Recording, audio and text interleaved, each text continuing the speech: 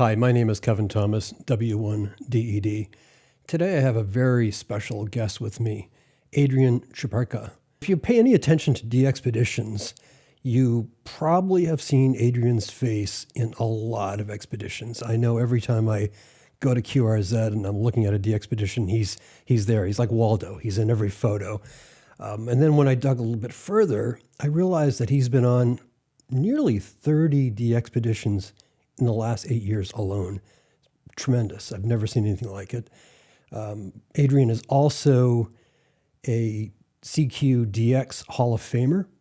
He has also competed in the Ham Radio Olympics, the World Radiosport Team Championship, both as a team leader and I think as a teammate.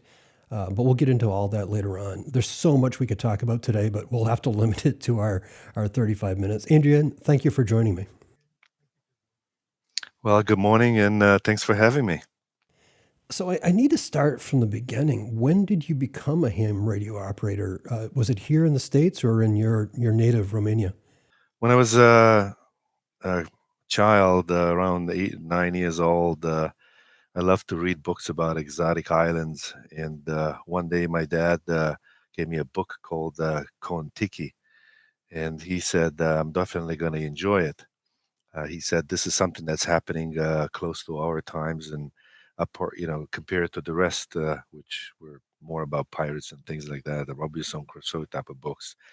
So Kon-Tiki impressed me, not because of the places of the trip, which was described in the book, crossing the Pacific from Peru to um, uh, on the other side of the Pacific, but the fact that the two of the people on that rafta balsa boat used ham radio to stay and communicating with the mainland, including the Whiskey One Alpha Whiskey radio station. So that got me thinking.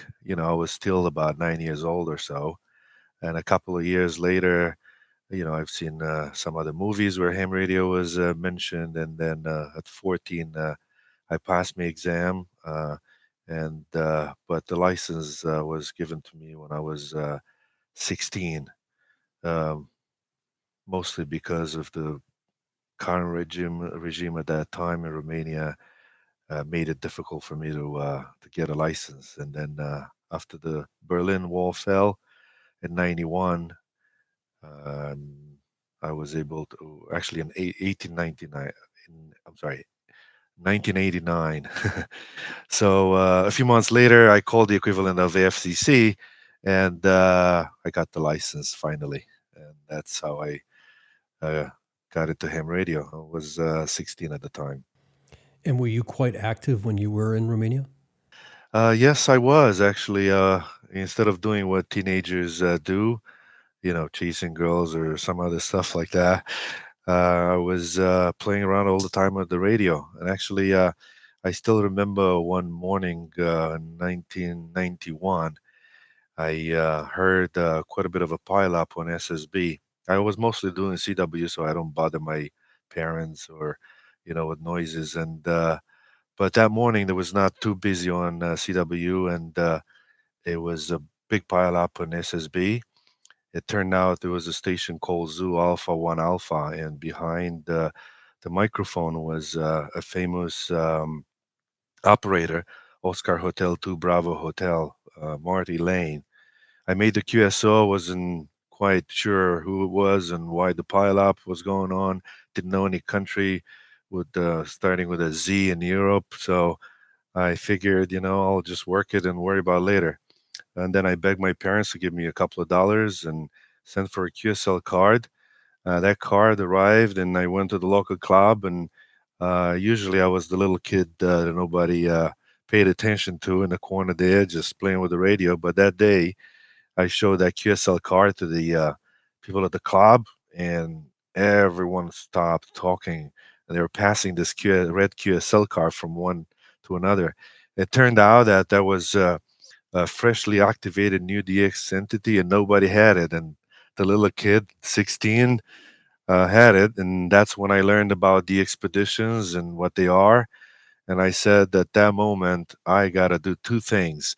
I have to do the expeditions and I have to meet this guy, Martti Laine, that gave me that first DXQSO.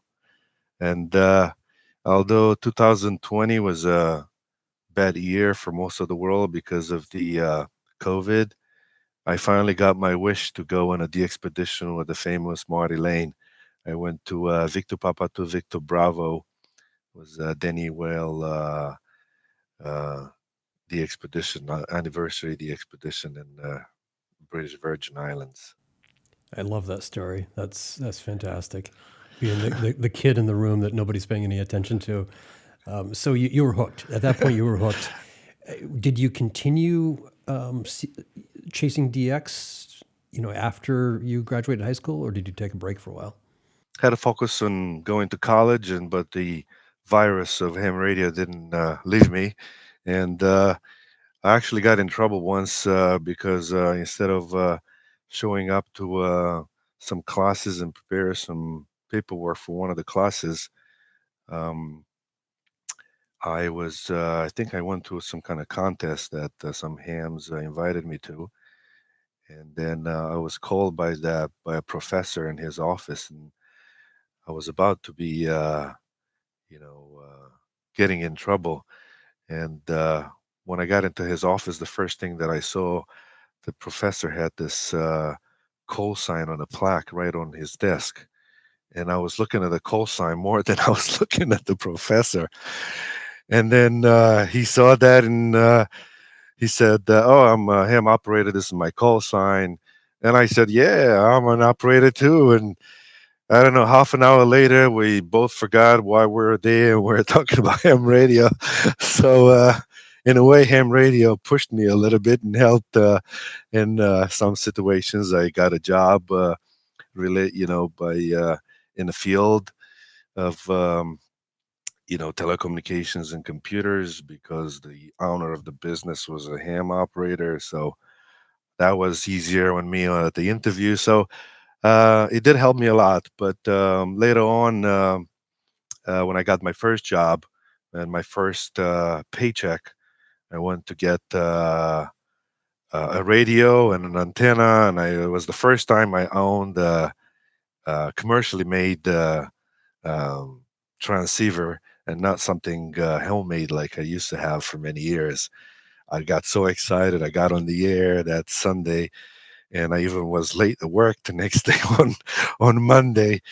But after that, I had to focus on career and family and all that. So I put ham radio on hold until maybe 2014 or so.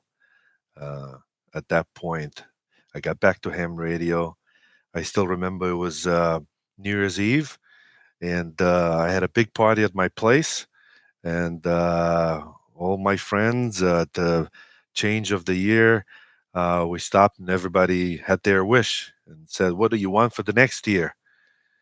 And I was thinking, what do I want for the next year? I got everything I wanted. And then I said, oh, hold on. I want to go to a DXpedition. This is something that I wanted for so long.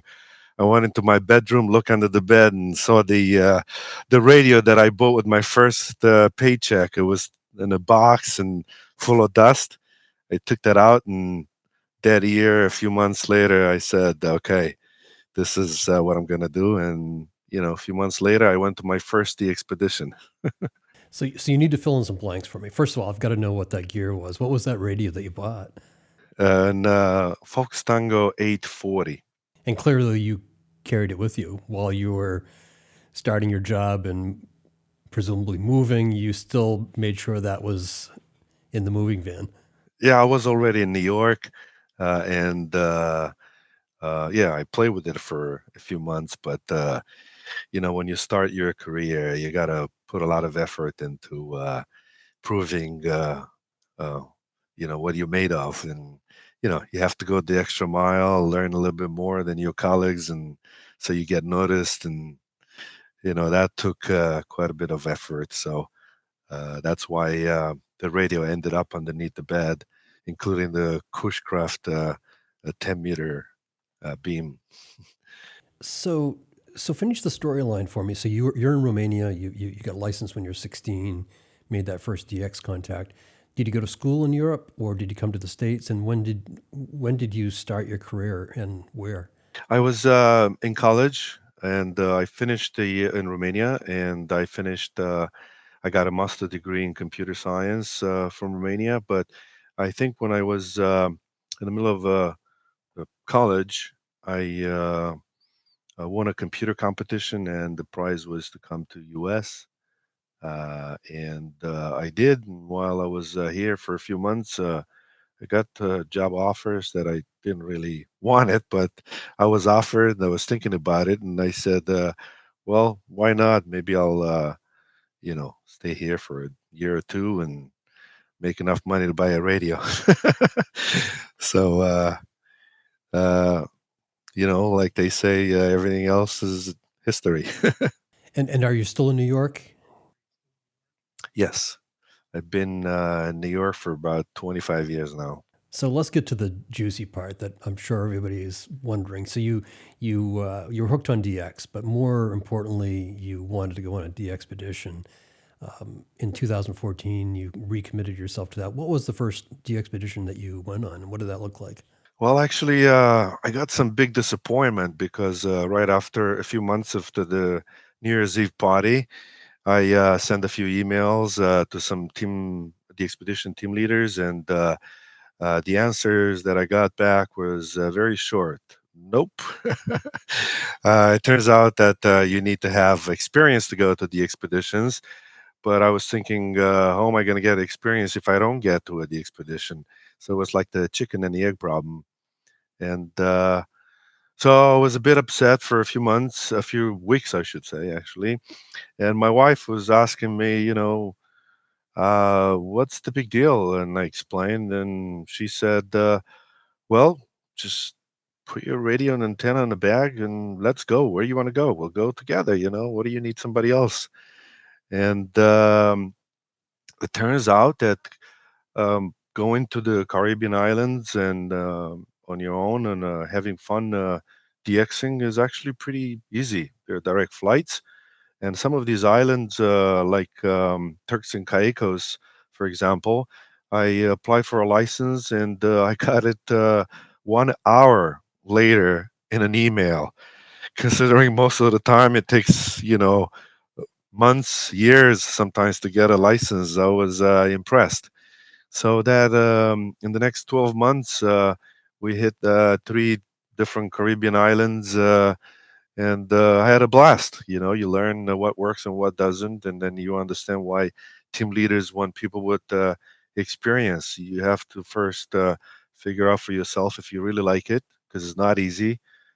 Going through customs, carrying equipment, what you get, what you shouldn't get. You realize there's no Radio Shack and these remote places, and you can't carry everything that you would want it. You have to do compromises, and you have to be able to fix things. There's nobody there to tell you well, why this doesn't resonate, and why there's a blank screen on your radio, and what happens if computer doesn't turn on. So you get into a lot of things, and you actually learn quite a few of tricks of the trade. And so I continued doing that for a few years, and now it's a tradition. My wife and I go to on Thanksgiving, when it's the CQ Worldwide CQ uh, CW. Every year we, go to a different island, and we had some fun. It's vacation. It's also a contest. It's also DXing. So that's actually the best time of the year for me. And then afterwards, I was still asking around, people that would want to take me to the expeditions. And someone said, you know, why don't you go to Dayton? I said, all right, what do I do with Dayton? There's nothing to do. I mean, if I wanted to buy something, I just go online. If I wanted to talk to somebody, I'll just call them. Why do I need to go to Dayton? It's actually not easy to get to Dayton. It's not like if you have to drive, especially from New York, is a 10, 12-hour drive. So you really, really want to go to Dayton. So in any case, I went to Dayton, and that's turns out that was the key for me to joining to join larger DXpeditions. I got in touch with different team leaders, and I met a bunch of Australians, and they were going to some exotic islands in the Indian Ocean, Cocos, Keeling, and Christmas Island. And I told them, "Well, you guys are going there in a couple of months. Why not take me? I'm ready."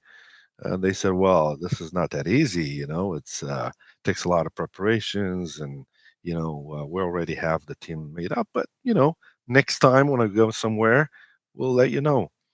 And a few weeks later, I was actually in Europe. I got a phone call, and I was told that one of the teammates, had to bail out because of some personal issues, and they said, if you want to go, you have to buy the ticket now because there's only one flight that goes there, and if you're not in that flight, you're not going to make it. And it looks like there are only one or two seats available.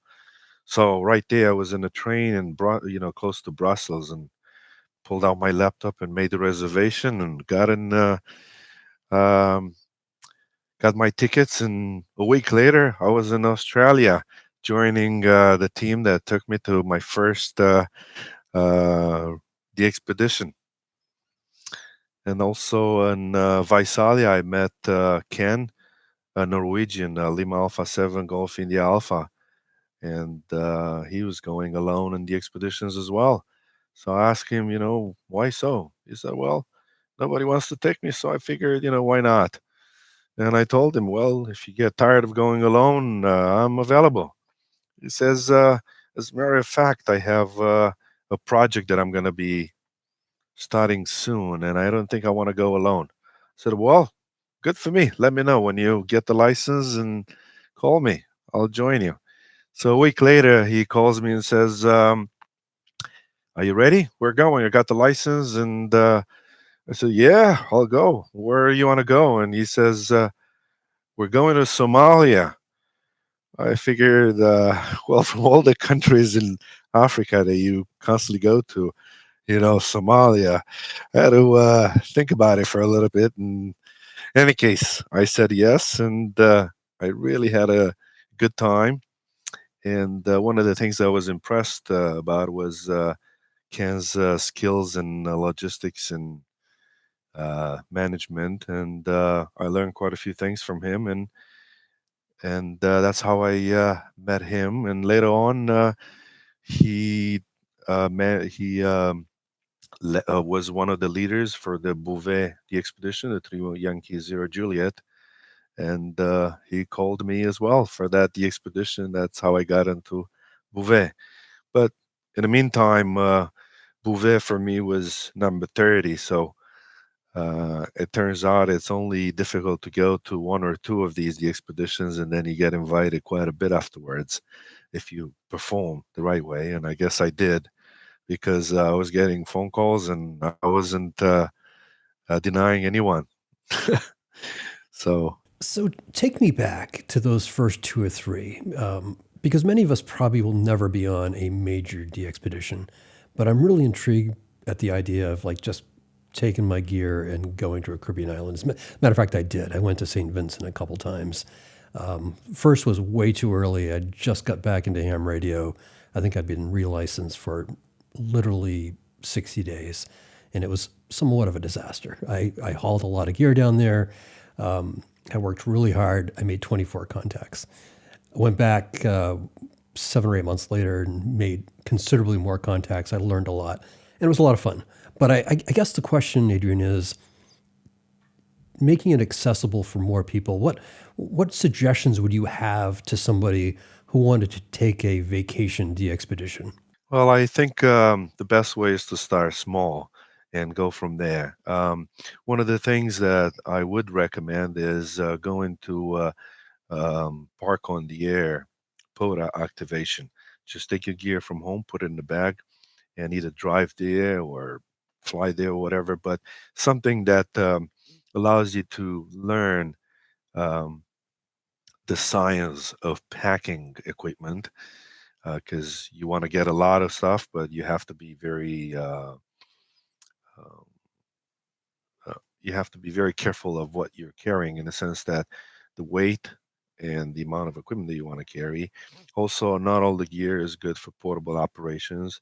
Even choosing the right power supply makes a big difference. What's reliable and what's not reliable. And I learned these things mostly by looking at videos and pictures from other DXpeditions, and I would zoom in and look at what the equipment they had on their tables there and the tents or whatever. And you learn a lot, even figuring out simple things like what kind of cables do you take with you? What's reliable and what's not? What backups can you think of? Um, for example, one things that I learned. I mean, you learn every the expedition, but some of the basics you want to learn while you're still at home or somewhere close to home, so that it's not going to be an expensive mistake. But you always learn. I remember in Somalia, my amplifier bag fell off the plane. Literally fell off the plane. The conveyor belt that brings the person that was handling it didn't expect it's going to be heavy, so he dropped it. It fell from, I don't know, maybe 30 feet off the plane on the tarmac, and boy, it survived. Believe it or not, it's survived because I learned how to pack it. It was light, but still, you know. Also, you learn that you get noise, a lot of RF noise at places that you go. You rent, I don't know, a hotel or a house, and turns out they have some, bed LED lights or some alarm system that doesn't perform well, and then you learn that you have to bring some ferrites. So start small, go low power first to see how it feels like, and step by step, when you feel confident, then you say, okay, let me hit one of these, visit one of these Caribbean islands. There are quite a few to choose from.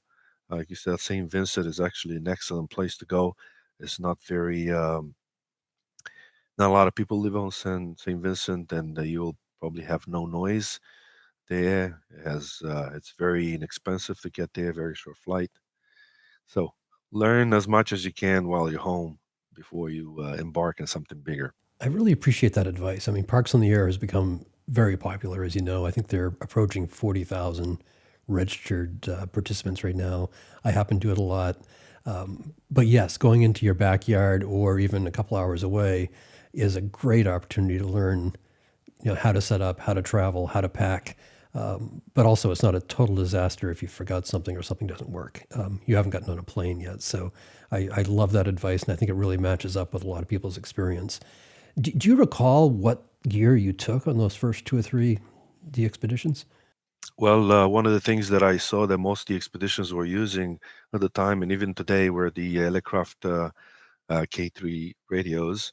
So I bought one of those, and then one of the things that I learned is that regardless of how much you prepare your antennas at home, when you get there, things won't work the right way. For example, I went to St. Bart's and I had this vertical with the bunch of radials that work great, step IR.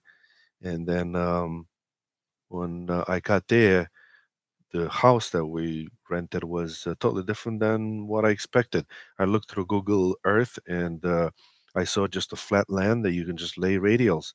But we got there and there were these mangrove bushes. They were very high, maybe almost 10 feet. So there's no way I could lay radials there.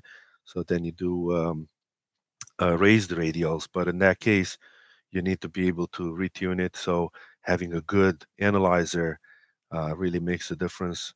I had one of these things that had the needle, and it did not survive. I was really upset. So I asked around and found a rig expert that really, really worked, and bought it at that time 10 years ago, and it still works. Made already five continents with that with that device. So little tricks like this, you learn what works and what doesn't. There's not enough. What works at home, it might be different than works in the expedition. I remember when I bought the K3, there was an option there for uh, to buy screws that do not rust. I said, how is it going to rust? It's right there on the desk. It's not going to rain on it. So, but asking left and right is small things like this. I think it was an extra $20 to have the screws that do not rust, and it made a big difference. Um, then I had a CW paddle that I had, and it was after I took it the first time, really, I realized it's so heavy. I could have gotten some backup wires or some other coax instead of that. So somebody said, get a portable one, and went to Dayton, tested a few, and got a Begali key, and boy, that works. So again, through experience, practice, and you learn others. You don't want to reinvent the wheel. So look at what others are using. Hams are like to talk. So just get somebody started about something related to ham radio, and they will tell you everything, what works and what doesn't, and what they wish they had, and things like that. That's how you get better. So you started with the Elecraft, the K3. When you go on the expeditions now, what are you taking? I still have it, believe it or not. That Elecraft still works. I had it on Bouvet, and I'm gonna take it with me in the Swains in October. So it does work. I did get also a Flex radio that I love a lot, and that I use a lot at home. And that's I'm a computer guy, so Flex is basically a computer. They call it a radio, but it's just a computer. And I love to tinker with it, and it works great for remote. That's the main reason I bought that. I travel a lot, and I like the idea where I have half an hour of downtime, and I could just connect remotely to my station and my home station, and I just play the pileups, and that works great. So, and we also have a similar setup at the 4UN, and that works great as well. As a matter of fact, I used these two things, these two stations, while I was on the boat. I did CQ, ARRL CW contest while the boat was going from Bouvet to Cape Town, and that was the shortest weekend that I had on the boat. I connected to 4UN and made about 1,000 QSOs from the boat. That was amazing. Connecting remotely through Starlink to Flex Radio. So that system works, and that's why I have that as well. What got me started with the Flex was the fact that I wanted to do a contest from juicy location like Bermuda during COVID. That was one of the things that was still open, and but I wanted to try SO2R, and I didn't want to carry too much equipment. So that's when actually I bought this Flex, and it was beautiful. I got there and just plug in the antenna, connected the power supply, and I was on the air. And on that year's CQ All Wide, I was second in the world and first in North America with one radio. And uh, when everybody else was hiding in COVID, I was just having fun. So what about antennas and amplifier? I'm curious about that. What are you using currently? If you were going to your upcoming expedition to Swains Island, what will you take for antennas and power?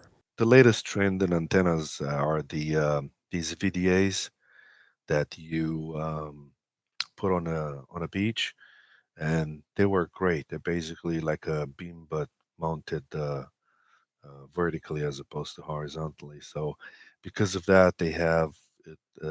They're next to salt water, so they work great. They behave like a beam, but they are very simple. Wire antennas on a spider pole. You also bring the expeditions are very popular. The hexa beams and spider beam beams. Basically, they're wire beams that if they break, you can easily fix them. Um, Depending on how the expedition is, and if you're able to send a container with equipment, then you can get, like we did on Bouvet. We had some Innova antennas, very heavy duty, designed to sustain the high winds there. So that's at the higher end of the spectrum. But for smaller expedition, like I like the Step IR. vertical. I use a lot. It's basically one antenna that does a lot of bands. You just change the frequency on your log program, and the antenna changes, um, in size. So basically, you have one antenna that could do multiple bands, and that's convenient, especially if you go on the expedition by yourself. You can't carry too much. So if you have just two antennas that do the trick, then why not?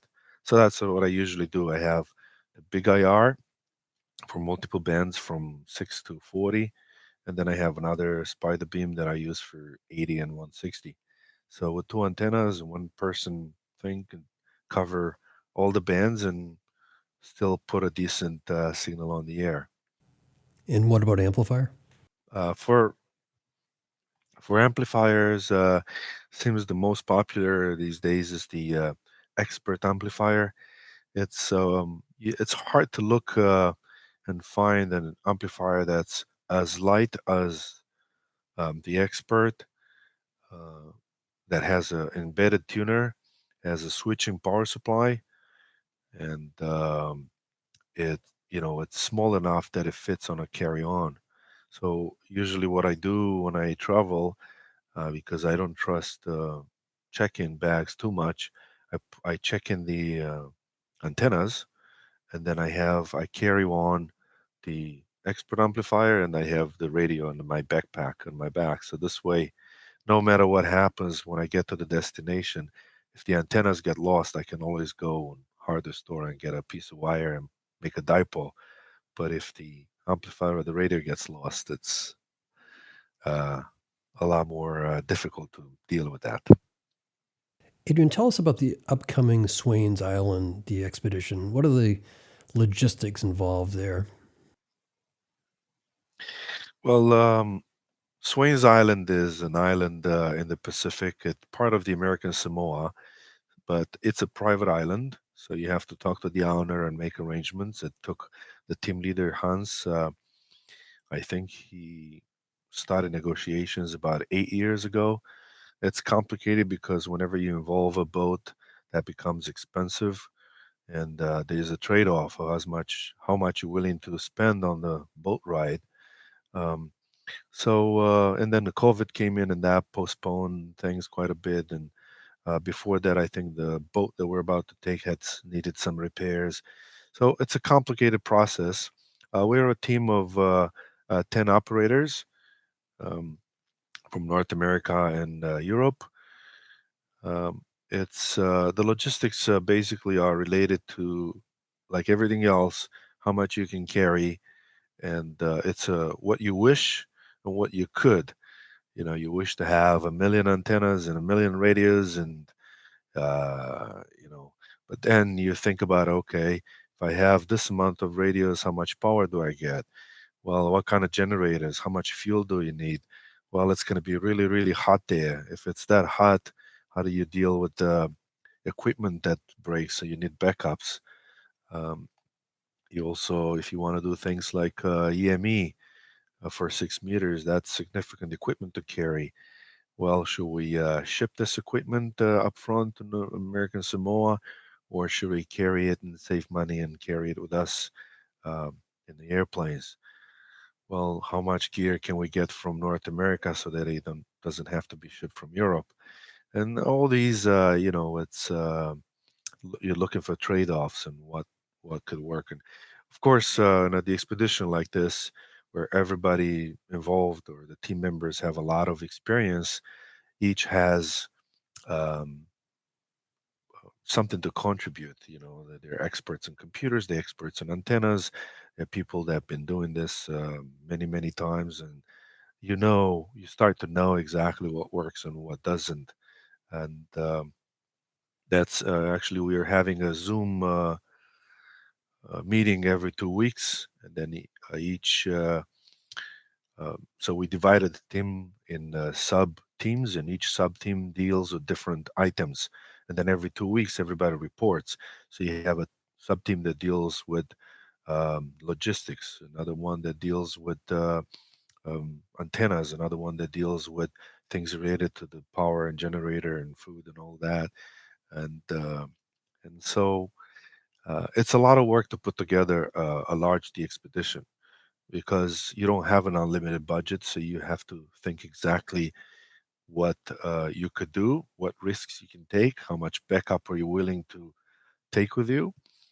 And also, um, these meetings and preparations are actually a good team, a good moment in time, or good moments in time for the team to bond. You know, you get to know the people that are new to you.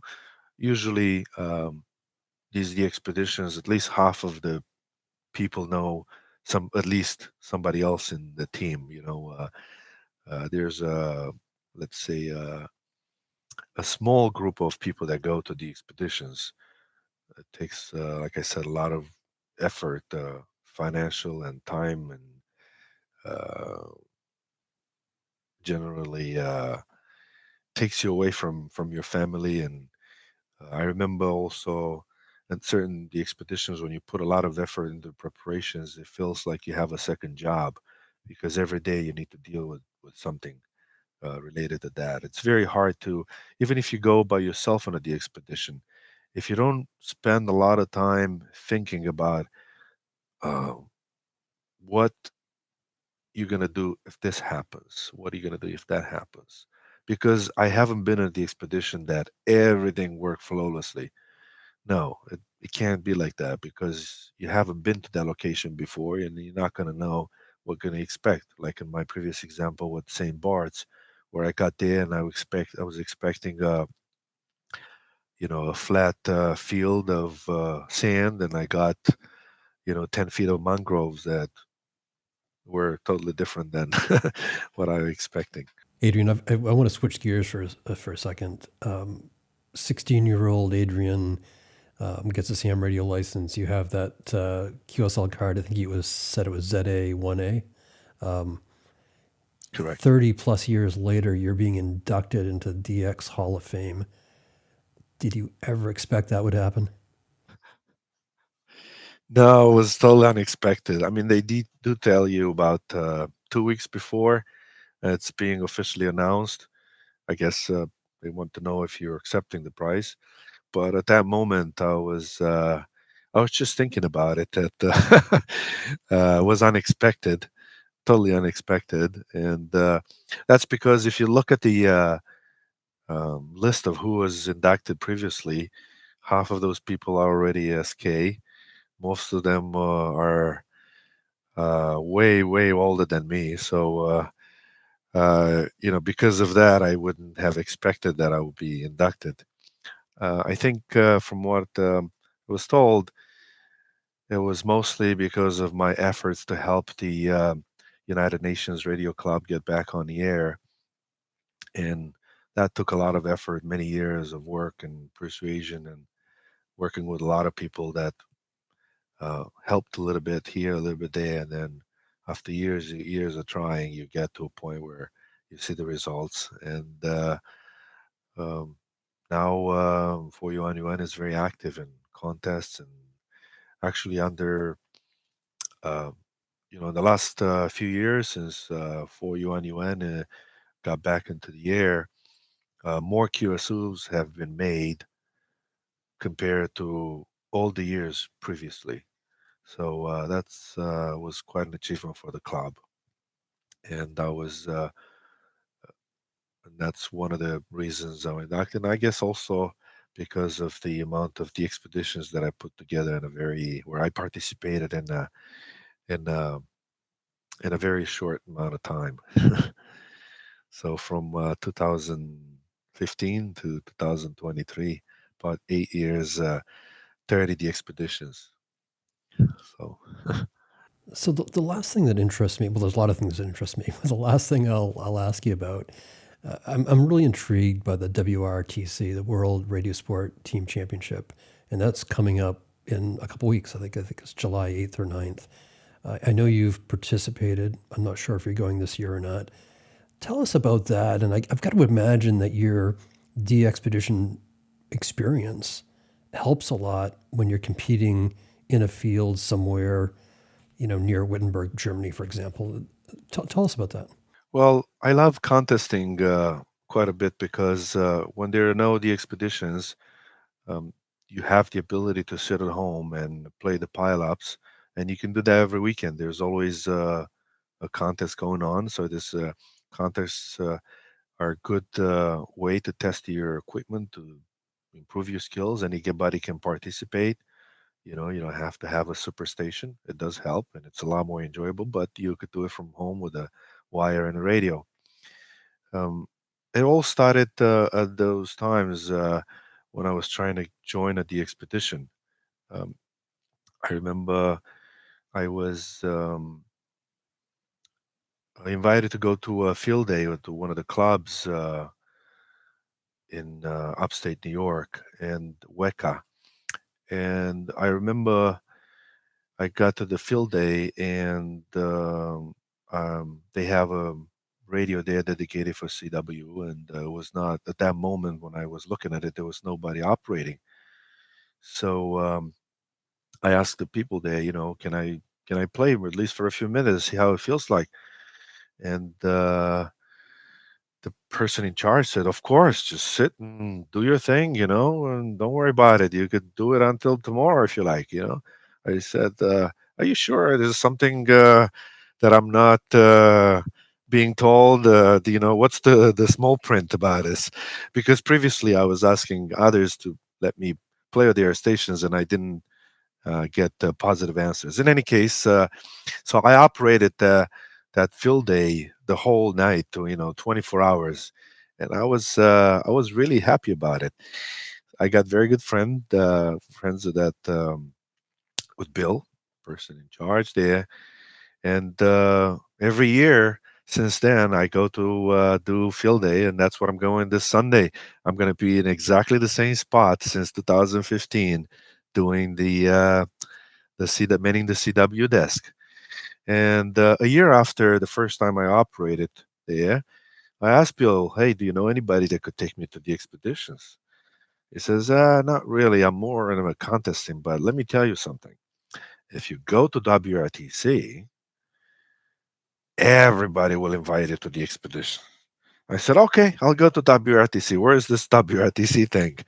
So, anyway, so at that point, I got involved. I looked into it quite a bit, and I found somebody that invited me to be their teammate at WRTC in Germany, and so I participated, and I had a lot of fun. And I said I got to do this again, and so next month on the 4th of July, I'll land in Italy and go to Bologna, where WRTC will take place this year. And I'm looking forward to meet all those incredible operators participating. Half of them friends already. People that I've been to the expeditions with, people that you meet in every contest, people that you meet at field day, and so forth. So it's like a gathering, like a Dayton on steroids. Well, first of all, congratulations. I should have known that you're going this year, but congratulations for being one of those teams. Who are you teamed up with? I am teamed up with my friend Adi, Sierra 55 Mike. The story, just to keep it short, when I was going to WRTC in Germany a few years ago, the person that invited me to be his teammate had to bail out because of some personal issues. And so I was left with finding a teammate. And so I thought it would be very easy. Just send a couple of emails. And because it's so hard to be participating at WRTC and qualifying, it's not easy. And so I sent a bunch of emails, and I've got all sorts of answers like, "Oh, I'm not good enough for this. Oh, that's the holiday time." I was totally surprised that I couldn't even get somebody that I knew that would want to join. And so I got in touch with a friend of mine, K1 Lima Zulu. He's a famous contester. He has a big crossy. He has a big station, Northwest New York, and I was a member of his contest station as well. operated from him a few times, and he found Adi. Adi is also part of the K1 Zundu contest team, and he hooked us together. And not only that, Krasi gave us the RF equipment that is needed to be able to participate. It was actually his backup equipment, as also he was going to WRTC, and I was impressed. You know, there's no sport in this world where your competitor will help you with the equipment at the same competition where they are competing. I mean, for me, it was I was impressed, even though I've been doing ham radio for a while. This is something that impressed me, and so I met Adi, and he was in the end my teammate in Germany, and now he's going to be my teammate in Italy. We just clicked. You know, when you meet somebody and things just work, that's exactly how. He's an expert in anything that has to do with RF. He works for ACOM um, in Bulgaria, you know, the famous Bulgarian company making amplifiers. And I'm a computer guy, so we matched technically, and we're good friends. We've actually been in a couple of the expeditions together as well. So looking forward for a good time in Italy. And as I tell everyone, if everything fails and nothing works, Italians still have pasta and wine available. So Adrian, I could talk to you for another hour. Now that you mentioned Crossi and K1LZ, he has a mega station here in Maine. I'd love to talk to you further about that and other things, but maybe I'll have you back for a second recording. I really appreciate you taking time today, Adrian. It's been great to meet you. I can see why people want you on the team. Not only are you technically savvy, but your demeanor obviously works well with teams that are under a lot of pressure. So, again, congratulations for all your success, and thank you for joining me here today. thank you for having me. It was a pleasure having a conversation here. And I guess 73 from New York.